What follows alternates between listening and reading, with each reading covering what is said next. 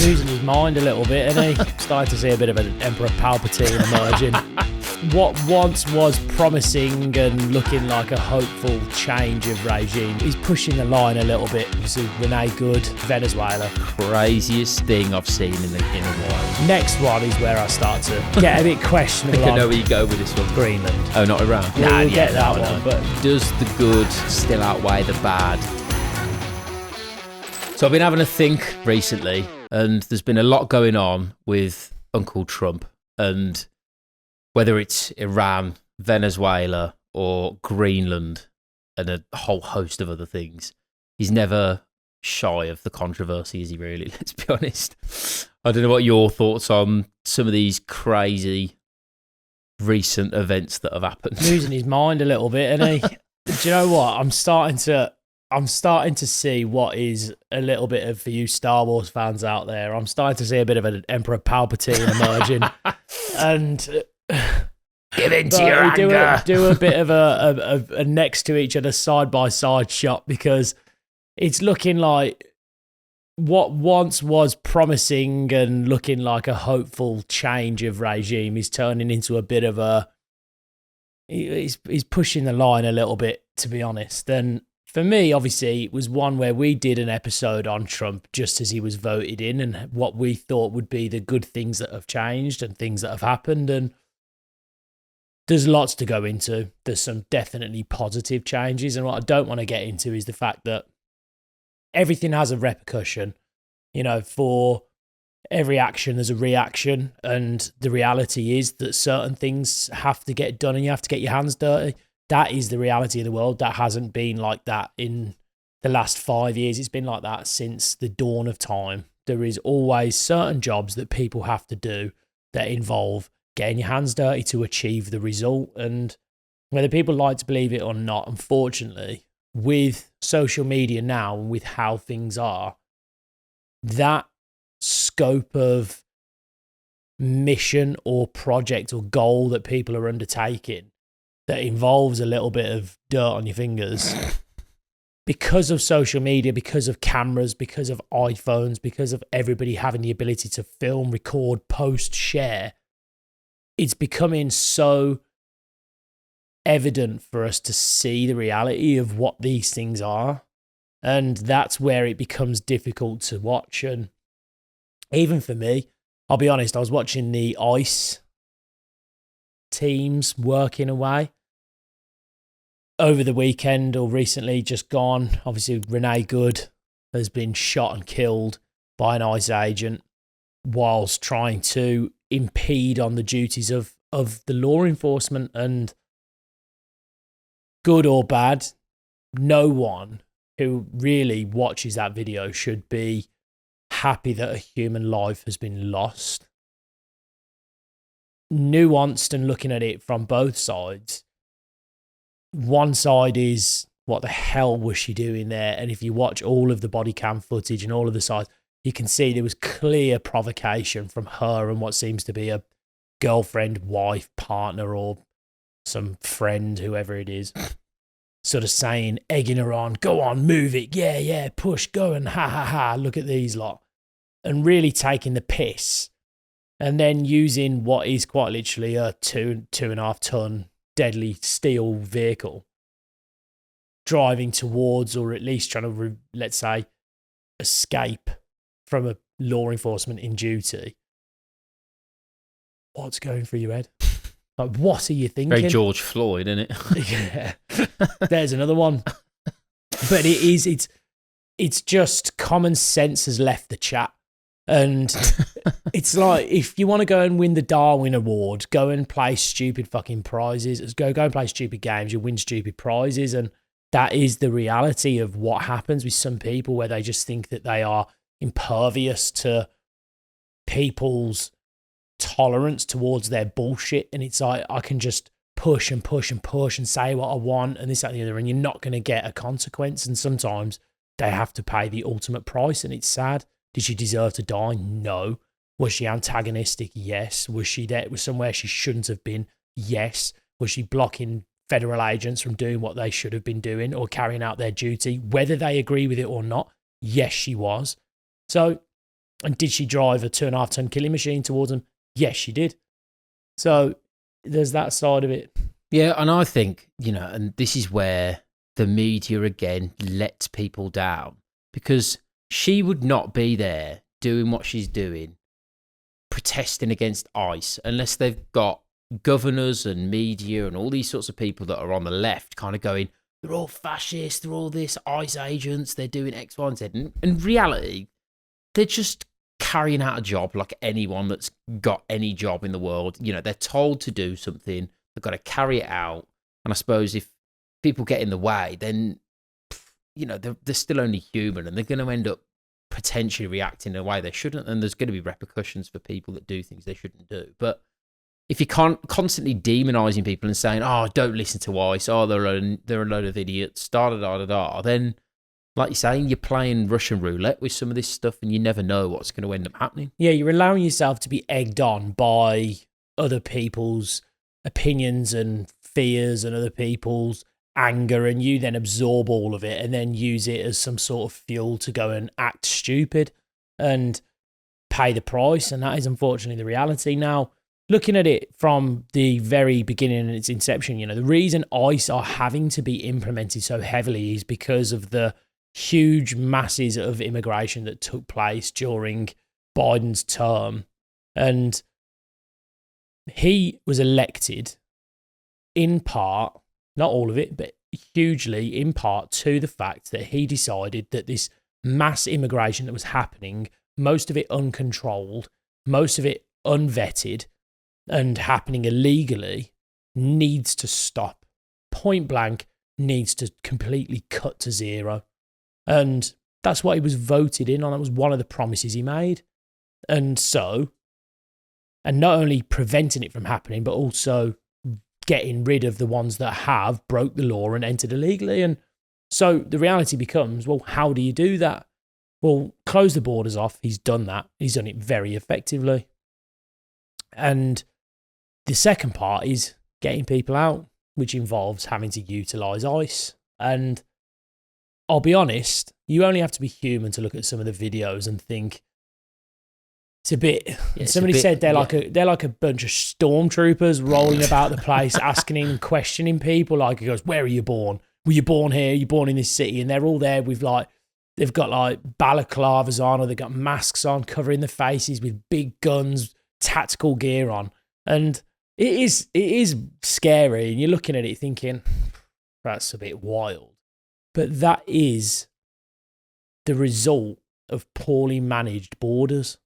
Well, this is the problem, and you can't expect to do one thing. Like you said, every action has got a reaction, and the unfortunate reaction of having millions of people storm the borders is that the majority of people want to get rid of them, because people don't want to come in illegally. There's people that wait in queue, wait in line, and come in when they're vetted and approved, and everyone knows who they are. Now, if you go and skip the queue, which is pretty much what's happened, then you can't expect to just be like, oh, well, I'm here now, and it's my right to be here. It's not, because you've not gone through the proper channels to actually allow yourself to go there. And I go back to the media, and it's like, if they're saying that ICE agents are, like Nazis and you shouldn't listen to them and this, and then people listen to that, and then when they see them, they're like, fuck ICE, yeah, we don't want them in our city, da da da.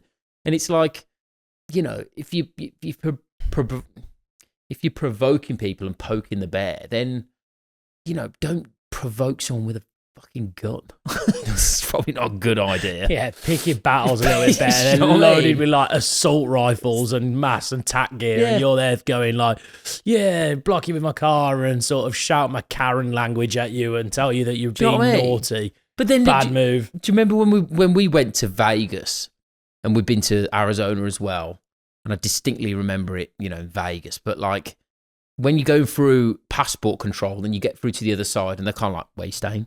Like, who are you? Where's this? And you're kind of going through this interrogation. We've all got these guns. The last thing on my mind is going, yeah, fuck you. Do you know what I mean? That's the last thing on my mind. I'm like, I will completely comply with exactly what you're saying, and I won't deviate, and I won't bullshit. I'm shitting myself. But to then go and have an argument and shout and throw or whatever that some of these people are doing. It's like, I don't know.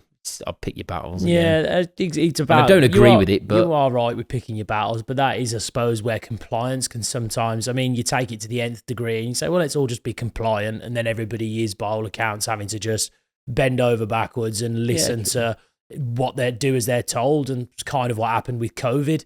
And I remember with the whole COVID disease and in lockdowns and that happening, and I thought to myself, well, looking at it pragmatically, you know, can I see a deadly disease sweeping the nation? Can I see ambulances running around everywhere and hazmat suits? Or can I see some floppy-haired twat having a party at number 10 while there's this killer virus going around? And I think to myself, well, looking at it pragmatically, there's probably not as bad as it sounds. And then they're now doing Eat Out to help out. And I think, again, well, it can't be that bad, you know, and I think that's how you have to look at things. So there's got to be a balance between knowing when to shut up and do as you're told, and equally then knowing when to stay strong for what you believe in. And there's that balance between the two. Yeah, I think do that in a crowd. That's when you're safe. When there's cameras around and you're in a crowd, I think that's like... Got to be careful. But it goes back to Trump and whether he is losing his mind. And for me, look, on this particular subject, he's sided with the law enforcement, saying that they are acting in duty. They're trying to prevent them in the line of duty. And for me, on that one, he is exercising his voted mandate of getting rid of illegals that shouldn't be there. And so on that one, I don't think Trump's losing his mind. But I do think those eyes, at the same time, sympathy for the people that are being interrogated, wrongly arrested, but then hopefully being released upon realising that they are actually citizens and were born there and have the right to be there. It is a bit scary, but as I said, this is a byproduct of mass migration through poor borders. So, you know, 50-50 on this one for old Trump, Uncle Trump, as you called him.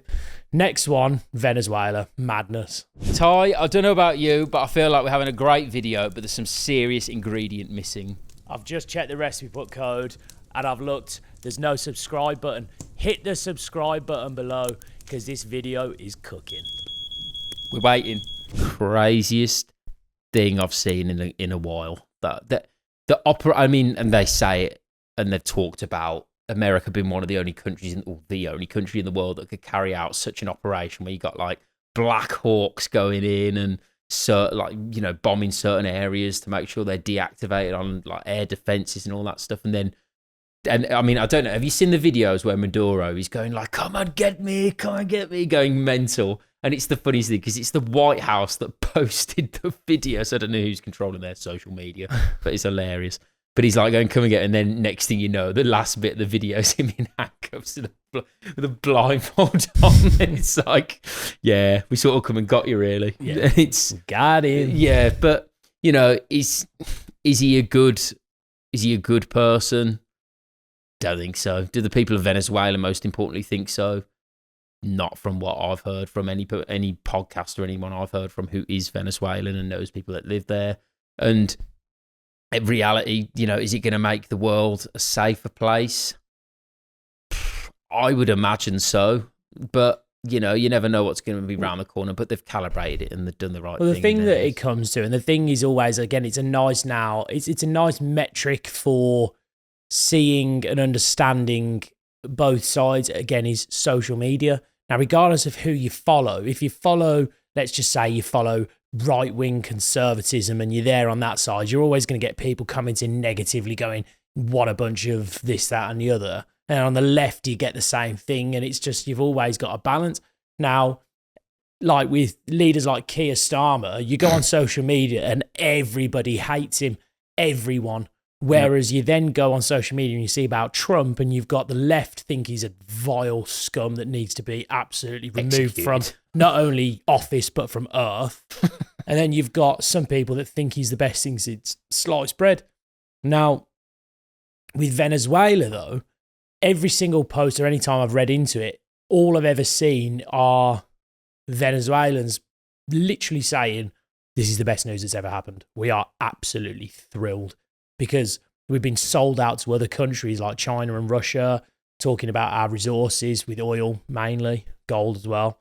But people saying that this dictator, Maduro, has now been taken, they are thrilled. And you should see all the videos in the streets of absolutely thousands upon thousands upon thousands of people cheering, praising, and being grateful to the operation that's taken place to take Maduro. Now, up to that point, has Trump lost his mind? No, he hasn't. But what he does next could be a real sort of game changer into the reasoning behind him doing what he's doing, because the question we have to ask is, does the USA have the right to impose their mindset, their way of doing politics, their way of democracy, their way of culture, imposing that on the entirety of the rest of the world? Is that fair? And that's a question we have to ask ourselves. I mean, what do you think? I'd say to impose, no, but to teach, yes. So if they want to give options to other countries and say, look, this is what it could be. I mean, I suppose Venezuela hasn't really had an option. Fairness. Not really. But, I suppose he's listened to the people. But I watched a video and it was more on about, it's almost like a 3D chessboard, and it's like a new Cold War. Venezuela are in bed with China and who are in bed with Russia. And he's kind of knocking out two pieces of the board by taking one Venezuela, if you will.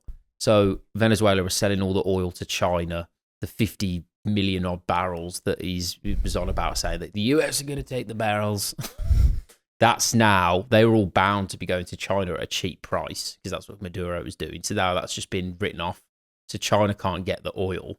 That then also has another effect on Russia, because the price of oil's not seriously crashed, but again gone further down, which stops Russia being able to invade Ukraine even more, because they can't fund the war because the price of oil's crashed. So by taking Venezuela, he's now controlling the Venezuelan oil, which prevents China from getting it, and also injures Russia, because Russia now is losing money on the oil that they sell. So he's kind of like, when I looked into it a bit more, it's kind of like, but do I think that's right? Do I think that's democratic? Well, no, not really. But by doing it and having that kind of strongman mindset, is it going to be probably better in the long run and potentially prevent a larger war? Maybe. We'll see. Like you said, though, it's a tough ethical argument, because the reality is China don't think they're evil. Russia wouldn't think that they're evil. America don't think that they're evil. That's the reality of evil. They don't think that they're in the wrong. They think everybody else is in the wrong. So that's the problem with it. It's like, who's to say that America or Donald Trump, who believes this is how things should be done, isn't just exercising his right to free the world from evil? And that's the same thing, again, putting it bluntly, as Adolf Hitler back in the day. He's like, I am exercising my right and power to free the world from what I believe to be evil. Looking back on it, you'd think he's an absolute lunatic madman, and he committed genocide towards the Jews, other people, and it was just mental. So it is tough. It's a tough question to ask. But on the one side of it, if you go, right, okay, well, it's not fair for the US to push its weight around and impose itself onto other countries, then equally, it's not right for the US then to get involved whatsoever. So in the Ukraine, Russia, it should stay completely neutral. Yeah. Neutral. Palestine, Israel, completely neutral, offer no aid to either side. Any foreign aid should just be completely cut off. Immigration and sort of borders to the outside world. So if we do adopt that policy, it's like, well, why should we have interests in other countries? And that's not really how we've ever worked as a species. We've always worked and looked to try and create trade deals and create positive solutions with each other. But a bit of a bad man move, to be honest. Like airlifting a guy out who's quite literally the leader of a country and doing it so quickly and swiftly, and you wake up in the morning and it's just like, yeah, that president, he's gone. Yeah, well, Russia, what did they say? They were like, we're doing our special military operation. Now, what America did in Venezuela, now that is a special military operation. Russia's been going for like 2 years or however long it's been now in Ukraine. They've not even been able to touch Zelensky yet. And it's like they've just gone in, literally blink of an eye, like what? Few hours. It's like they've extracted a leader and it's like, yeah, I mean, if nothing else, it's... Netflix are going to be all over it. Oh, yeah. Netflix are going to be all over it. So, again, back to Venezuela. Again, we answer the question, is Trump losing his mind? What are your thoughts? Good move or bad move? Should people be pissed about it, or is it overall a good thing? No, I think in the long run, it's going to be a good move. I think people are going to... It's so easy to politicise it, but, the people of Venezuela, in the main, are happy. It weakens their enemies and the West's enemies, yes. And, it's going to strengthen the Western alliance and weaken the Axis, if you want to call them that. So, yeah, I mean, I would say it's a net good in the end. Yeah. Next one. Yeah, I agree. Definitely. I think it's overall, it's a good thing. I think, again, I look at the polls and I look at the evidence that I see with my own 2 eyes about Venezuela. Are they happy? Yes or no? They're over the moon. That would imply that they feel impoverished or worse off by having this Maduro in power. He's no longer in power. They're happy. Goes to show what type of leader he was. Somebody, again, could extract Keir Starmer. Brilliant. Be very happy. Please, Trump, get your hawks in. Get your Black Hawks over. Next one is where I start to get Tip the scale. Get a bit questionable. I think I know where you go with this one then. Greenland. Oh, not Iran. No. We'll get that one. But Greenland is where I'm starting to lose my head a bit. Yeah, I'm definitely losing my head. Because the guy's talking cuckoo, and he's, like I said at the start of the episode, like he's doing a bit of a Palpatine. Like he just seems to be just taking over everything, or executing Order 66 and just deciding to like just take on everything now. And it's this bullshit argument that Greenland is a really important strategic base for the USA, where he's got potential enemies could utilize it to position armies or things, and he doesn't believe or trust Denmark and NATO to be able to defend it wisely. It's a load of bollocks, and again, it's been unutilized for thousands of years. Why now? Yeah, so they're saying that because the ice in the poles is all starting to melt, and it's creating this new sea route around that area, and they're starting to get more. China and Russia are getting more influence in that area, and America wants the influence. But at the end of the day, America still already have bases on Greenland as things stand anyway. They've already got the bases, so they don't need... They've pretty much got free reign of the country anyway because of NATO and the deals that they've made in the past. So they can just have any sort of military presence that they want there anyway. So, I mean, to me, it makes zero sense. And it does come down to, again, when I've researched it a bit more, it's natural resources, it's oil.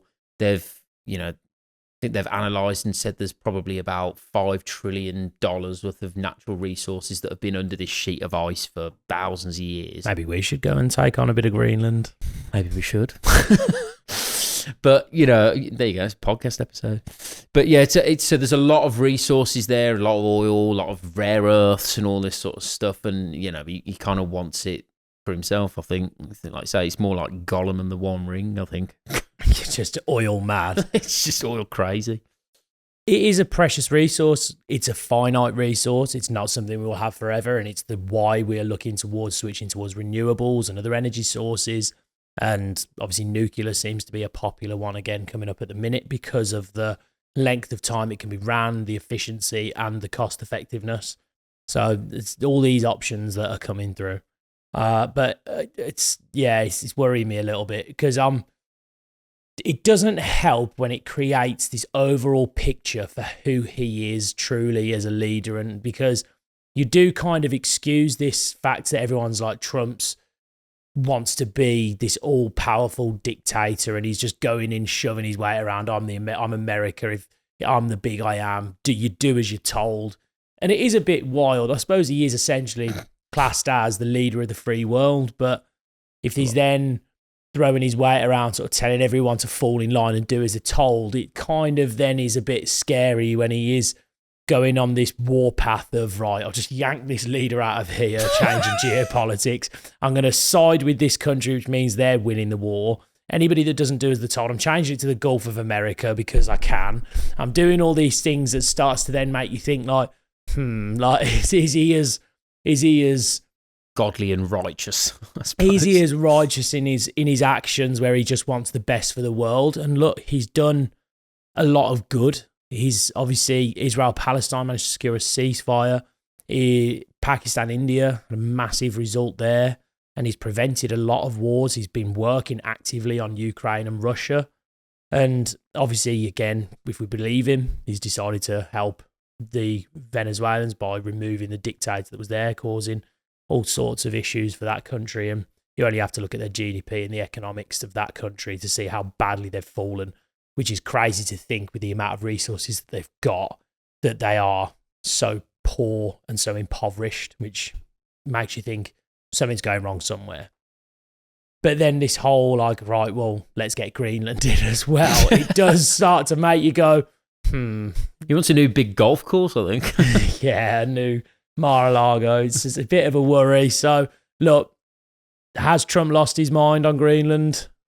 Yeah, I'd have to say, I think he's got a bit mental with that one. I just, he can do what he wants pretty much with it anyway. So, yeah, I think that's just a vanity project or something. Vanity project, yeah. He wants to expand America. He's become expansionist now. Yeah, we got to be careful. Mr. Trump, Mr. Orange Man, who's doing some damage. He's been on the sunbed too long. He's fried his head. Yeah, I mean, he's an interesting looking character, and he's interesting. Last one, Iran. Again, this is some of the things now. And then, Venezuela happens. They remove a leader. And don't get me wrong, I'm sure there's been inner workings and people that have built up a bit of a resistance within Iran that maybe the Trump administration have been talking to. And then the people of Iran see that America's got involved and removed a leader that the people hated. And then all of a sudden it's like people of Iran will probably feel a bit like, oh, it's our turn now. And it could have all started from that. And, they started getting on the streets, they get caught, there are more people. And they've got the guy that's in America at the minute, Raza Palati or whatever, I can't pronounce his name. But anyway, he's the previous crown prince's son, who would be the rightful crown prince should it go back to a monarchy. And he's kind of now rallying all the troops and all the people in Iran to then, protest on the street. But it's obviously got a bit bad. I think there's death tolls up to like 2,000 to 4,000 or something when I last looked. And it's a sad thing that, isn't it, again, a quick time to reflect on our own situation, sat in a comfy studio, enjoying some water.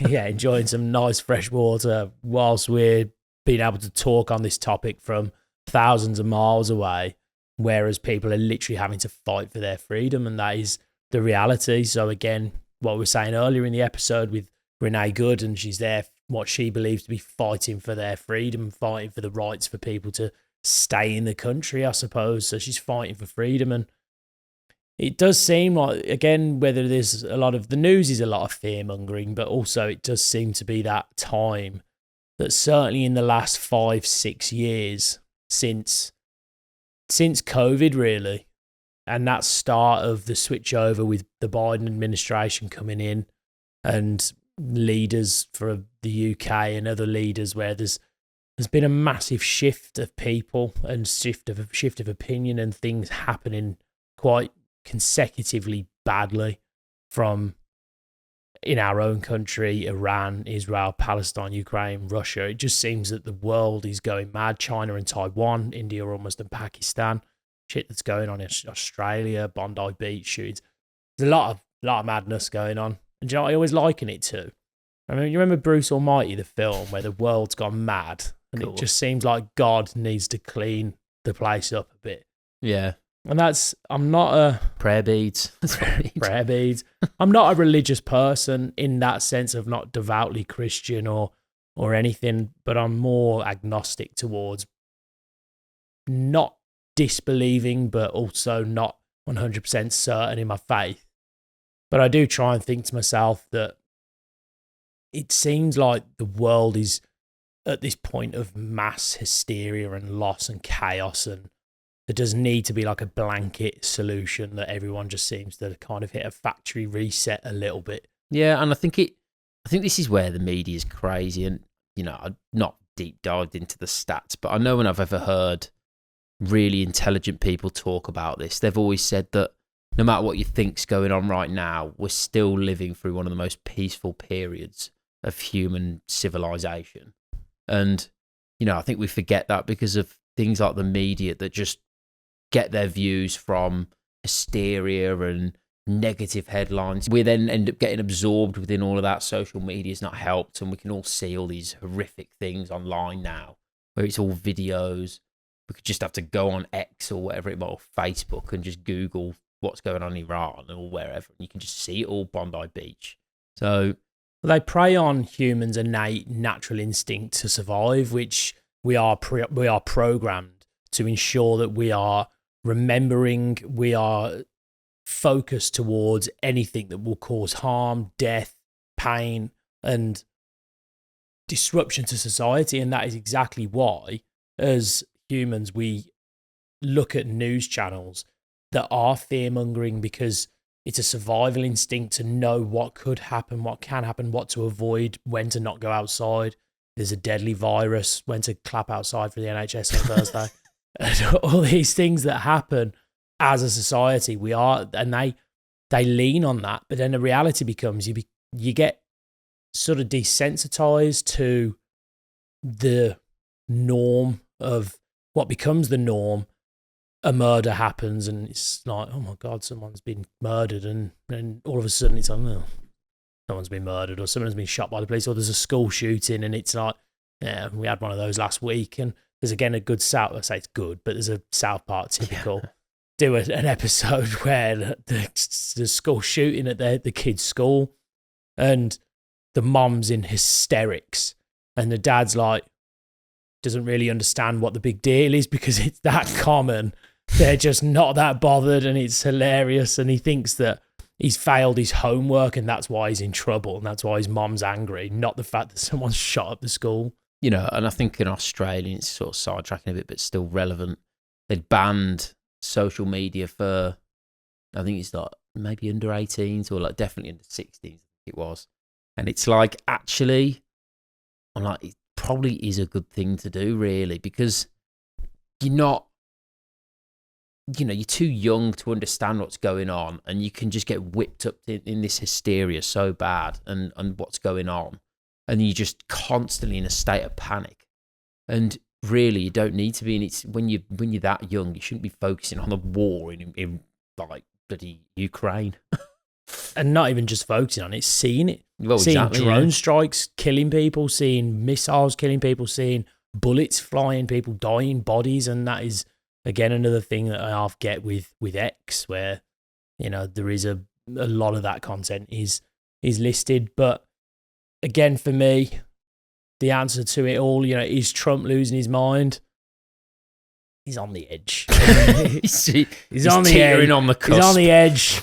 Donald. He's teasing it. Donald the Don. We need to go back to a bit more of the standard little YMCA dancing. Just chill out a bit, do a dance, go listen to some music, and just can you relax? Because people are you're pushing it a little bit, and there's some worrying times ahead if he carries on in this very calamitous and just resolute way of going, I don't agree with it. If they don't like it, they need to change. And it's immediately like, oh, well, the Denmark have decided they don't actually want to give up Greenland. It's like, well, tough.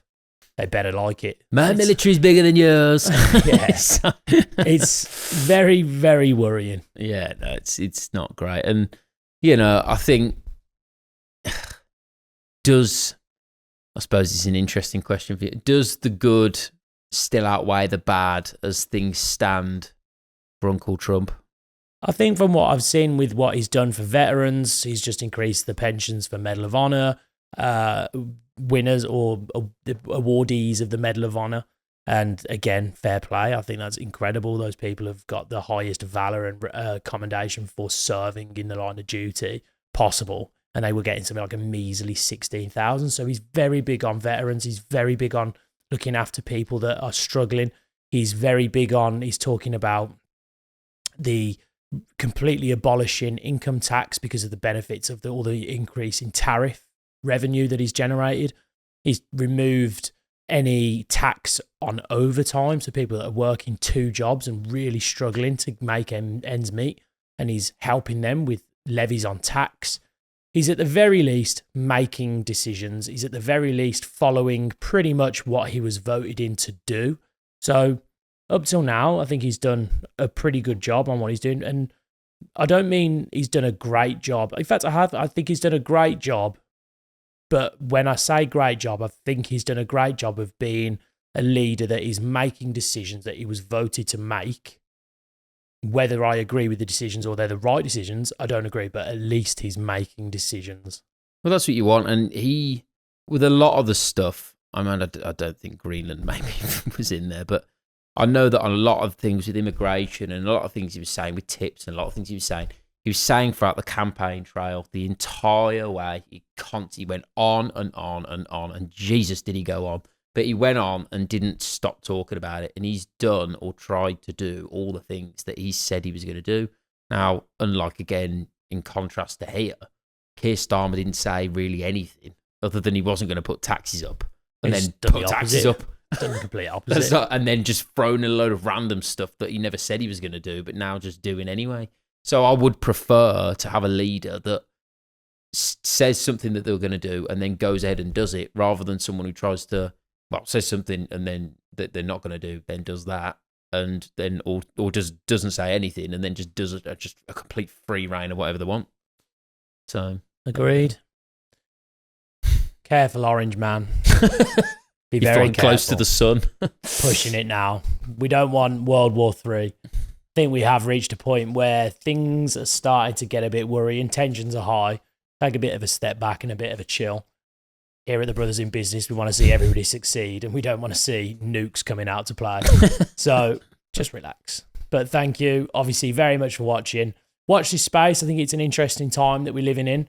I think at the end of the day, you can only focus on what you can control within your life. Don't get too hung up on what's going on outside of your control, what Donald Trump's doing, what the leaders of your country are doing, other countries. Just focus on what you can do to help make you, your life, your family's life, your friends' lives, and those around you better. And the world will slowly start to become a better place. But thank you very much for watching. Remember to hit subscribe, like the video, and we'll see you in the next one.